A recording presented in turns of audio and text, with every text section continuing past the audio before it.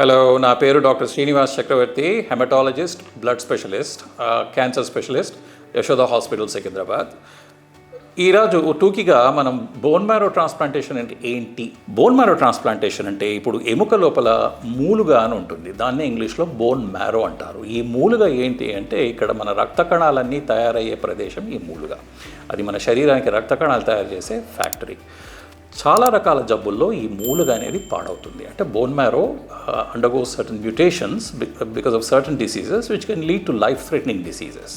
So అటువంటి సిచ్యువేషన్లలో మూలుగ మార్పిడి అంటే పాడైన మూలుగని మొత్తం కడిగేసి కొత్త మూలుగ కణాలు ఇవ్వడం అనేది బోన్ మ్యారో ట్రాన్స్ప్లాంటేషన్ అనే ప్రక్రియ. ఇది పొలం మాటల్లో చెప్పాలి అంటే పొలంలో కలుపు పట్టినట్టు. కొన్నిసార్లు పొలంలో చాలా కలుపు పడితే రైతు ఆ పొలం కాల్చేసి మొత్తం బూడిదైనాక మళ్ళీ దున్నుకొని కొత్త విత్తనాలు వేసుకుంటారు. అంటే మంచి చెడ్డ మొత్తం పోతుంది.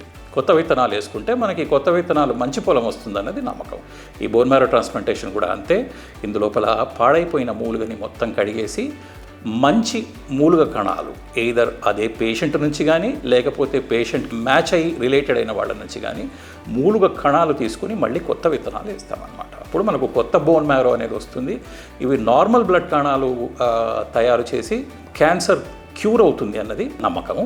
మనం కామన్గా ఈ బోన్ మ్యారో ట్రాన్స్ప్లాంటేషన్ వాడేది కొన్ని రకాల బ్లడ్ క్యాన్సర్లలో వాడతాం. అంటే మల్టిపుల్ మైలోమా అనే బ్లడ్ క్యాన్సరు, లింఫోమాసు, అక్యూట్ లుకీమియాసు లాంటి బ్లడ్ క్యాన్సర్లో కామన్గా వాడేది.